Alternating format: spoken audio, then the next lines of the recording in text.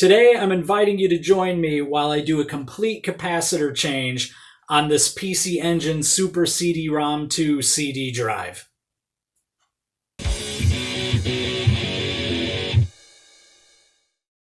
Okay, first thing I should say is that this isn't really going to be a tutorial video on how to do this step by step, but I will mention some of the most problematic areas to watch out for if this is something you are considering doing yourself. But yeah, these CD drives, doing the capacitor change on them is much more time consuming compared to a Duo. At least it is for me. Could just be because I've worked on so many Duo systems, but doing one of these CD drives ends up taking me at least an hour to an hour and a half longer than doing your typical US Turbo Duo or Japanese PC Engine Duo. I'd have to go back and look at the time of the recording here, but I think this one took me like 4.5 hours to complete. So you just got to be patient. Anyways, I should probably comment on what's going on here. So right here, I'm removing the bottom grounding plate, which will let me access the legs for the through-hole capacitors. And now I'm putting some hot glue on the base of this gray cable here. This cable can get moved around quite a bit during the repair job, even if you're trying to be extra careful. And this keeps the connections from breaking loose, so I don't have to repair or solder them back to the board later. This cable is for the CD lid switch and the red CD loading light, so it's kind of important that that still works when you're done. So I'm going to start near this heatsink, which has all the higher value, larger capacitors on the board, because that is one of the most problematic areas to work on with one of these. Those capacitors in that area generally leak pretty badly, and I'm not 100% sure if it was just the capacitors were poorly made or if the heat in that area, caused the capacitors to fail sooner. But you can see there I'm trying to remove a number of the old capacitors in that area. Sometimes they've leaked so badly that no matter how hot you get your soldering iron, you can't seem to get things heated up enough to get some of the caps to come out because it's so corroded. So one of those, I actually just wiggled the capacitor back and forth over and over and over again until the legs broke off. And that's just something you have to do. This is the type of job, at least in this area, where you might end up with a few broken traces here and there just from all the capacitor leakage causing some damage. So it's good if you have some kind of experience repairing these traces. These Super CD-rom2 CD drives, it's in the name, that indicates that there is a Super CD-rom2 system card built into the drive. So you do not need a CD system card to use one of these with your PC Engine or Core Graphics systems like you do with any of the other add-on CD drives. Now, you can technically hook one of these up to a Turbografx as well, but you have to do some cutting of the plastic on the CD drive itself and file down some of that black plastic connector port so things will, go together firmly in the back of your Turbografx. So not really recommended, but it is doable. But yeah, no CD system card required for this one. I guess that would make this kind of like a Sega CD drive. Although one positive of this over the Sega CD drive is you do not have to use two power supplies to use it. You can see as I'm working on the board in this video, just to the, I guess you'd say to the right of where that giant heat sink is on the board, there's two little power ports, and one of them is for your main power supply for the CD drive, and then the smaller one, you can use a little adapter cable that just goes from there to your PC Engine or Core Graphics to power the system. So then you only have to end up plugging one power supply into your wall to use the unit, which is really cool. That's one thing NEC did really well with all these. Any add-on CD drive, you'd only need to use one power supply to handle the entire unit. You might be wondering what I'm doing there every now and then when I'm grabbing a small flathead screwdriver and kind of scraping around on the bottom portion or the top portion of the board there. That's something I use to help get rid of some of the old light capacitor leakage that's still on the board. I am going to hit it with some, a toothbrush and rubbing alcohol at a certain point, but that's just something I do quickly in some small areas just to help me see what's going on, if there's any traces I need to repair. Now, something I'm doing here, I always like to do this before installing the new capacitors. It's just so much easier. But I'm actually running some capacitor leads through some of the via holes on the board. I found a number of via holes on this board that had a whole bunch of old capacitor leakage, just corrosion inside of them. Now, that doesn't necessarily mean, though, that those vias are bad right now, meaning I could clean them out and they could be fine. But I've noticed, especially with Duo systems, that anytime I see that stuff, there's probably a 10% chance that one of those vias, even if it's cleaned out, could just short out later and go bad. And it's because it had corrosion in it at one point in time. So I literally go through and just repair all of them, even if they aren't bad, because I don't want to have to go back and deal with them later. It's just easier. Plus, then I don't have to worry about working on something for a customer, them receiving it, everything working great for 6 months or so, and then they get in contact with me saying, hey, audio cut out, or hey, this isn't turning on because a trace went bad. So I just find it easier to just put new connections in for everything that just doesn't look that great, even if I test it with a multimeter and continuity is good. It's just go ahead and do it anyways. It's just better to be safe than sorry with those. Okay, so I thought it would be cool to showcase some PC Engine CD music in this video. I'd like to play a track here from a game many of us haven't played because it was only released in Japan, not English, so not very fun to play a role-playing game that's in Japanese only. This is from the game Dragon Slayer 2, and this is track 15. It has some great drums, great guitar. Hope you enjoy it. If you don't feel like listening to it, just go ahead and skip forward 3 minutes from here.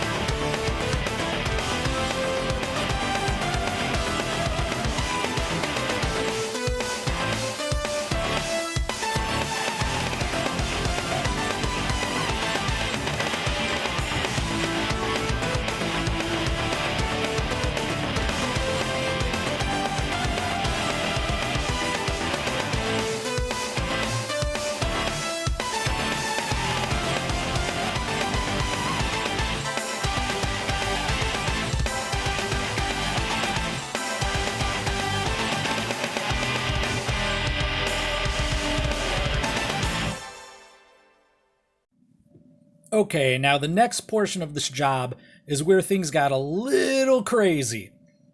You're probably wondering why I've been working in the same area for quite a bit now. Well, maybe you're not thinking that since this is a time lapse and everything's all sped up. But anyways, I've been working on this same spot for a solid 45 minutes, probably longer. Basically, there was a capacitor right next to the heatsink here, a 47 microfarad. I got the capacitor out, but one of the legs stayed in the board, and I can't get it out because things are extremely corroded. Just cannot heat it up enough to remove that leftover leg.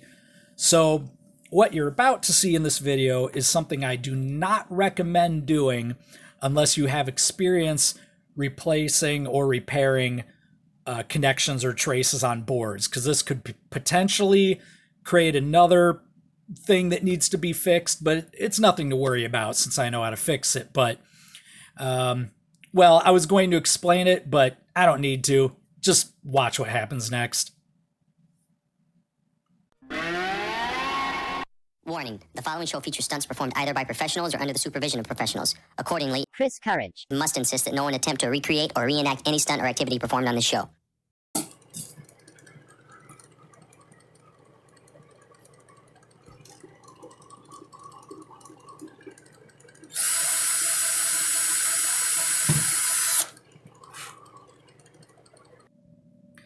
All right, and just like that, our problem is solved.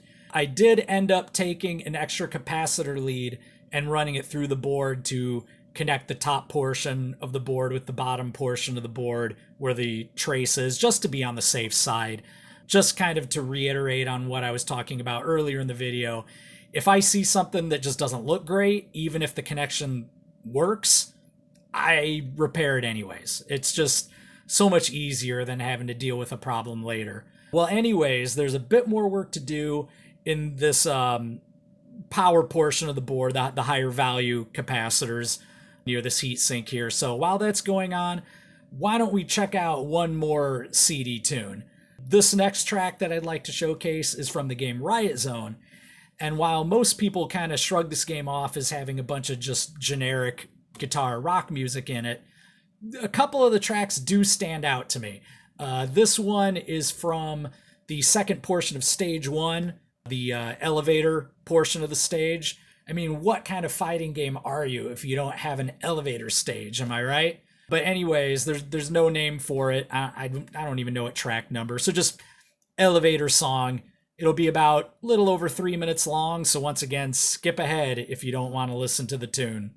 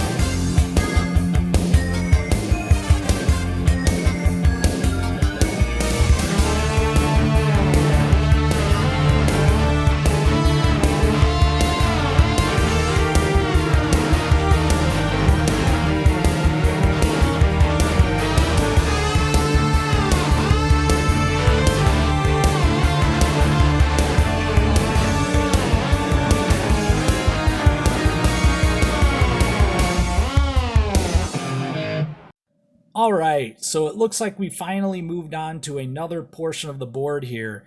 This is the audio section of the board. All of the capacitors in this corner deal with audio, except for the one larger capacitor that you see sitting behind the AV port there, which is for video.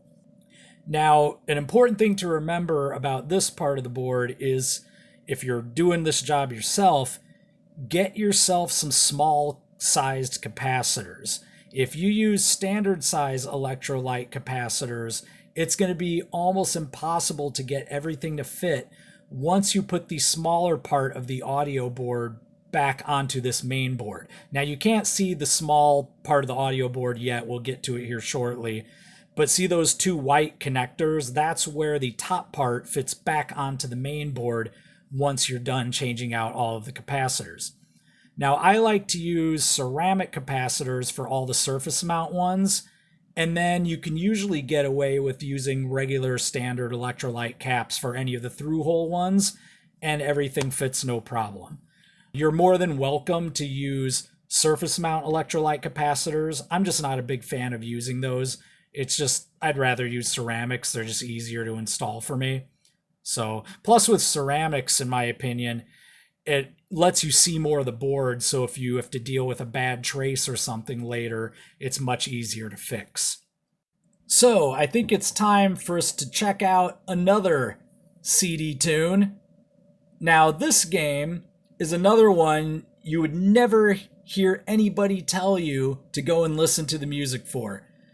I know everybody who's watching this video already knows about your Gate of Thunder, your Lords of Thunder, your East games, and how excellent all that music is. Well, I'm going to be the only person to tell you to go and listen to some of the music tracks from Tecmo World Cup Super Soccer. Now, the music on this game kind of goes all over the place with the genres. It's all very late 80s, early 90s sounding, but some of the songs sound like they could have been done by the band Genesis. You've got a few that sound like they could have been Peter Gabriel songs. You got a couple that are very almost elevator music sounding. There's also a couple that sound like your late 80s butt rock. And then you have one that I'm going to play here that sticks out like a sore thumb, but in a good way. This sounds like a song that could have easily been done by the band Living Colour back in the day. And I'm talking about the band that did Cult of Personality. So at 2.5 minutes, this is track 10 from Tecmo World Cup Super Soccer for the PC Engine Super CD.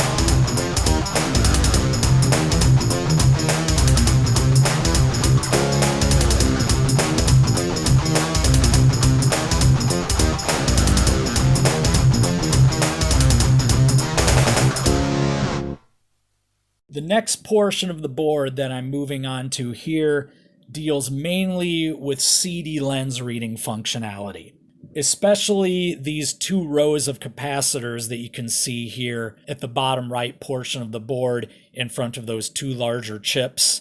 These 2 rows of capacitors are well known to leak pretty badly, so be prepared to probably find some type of trace damage in this area when you remove the capacitors. One bit of advice I can mention is that when removing these capacitors, it's much better to heat up the legs from the top portion of the board to take the caps out. Unlike most of the time when you remove through-hole capacitors, you generally do it from underneath the board. But I've noticed just with as many of these as I've worked on, it minimizes the chance of there being any kind of connection damage if you remove them from the top. Okay, so it's time to check out one more audio track from a CD game. This game series has a little bit in common with the East series. Much like East, that had East 1 and 2, 2 games put into one special edition for the PC Engine CD, this audio track happens to come from Zack 1 and 2. Same type of idea, 2 games put into one special edition for the PC Engine CD. Unfortunately, it's in Japanese, so we can't really enjoy playing it, but can listen to some of the music. So here is track 15 from Zack 1 and 2.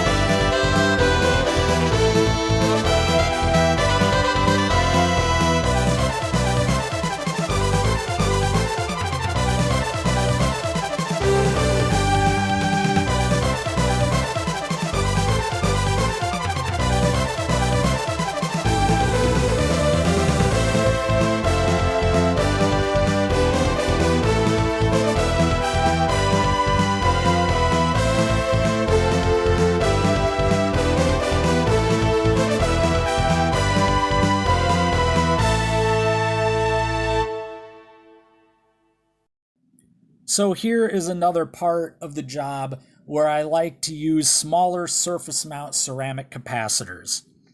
The reason for this is because these capacitors sit underneath where the CD lens assembly goes, and it can make it very difficult if you're using standard size capacitors to lay them flat or at angles, sideways, whatever you have to do to try to make sure they don't stick up too far and interfere with the CD lens assembly.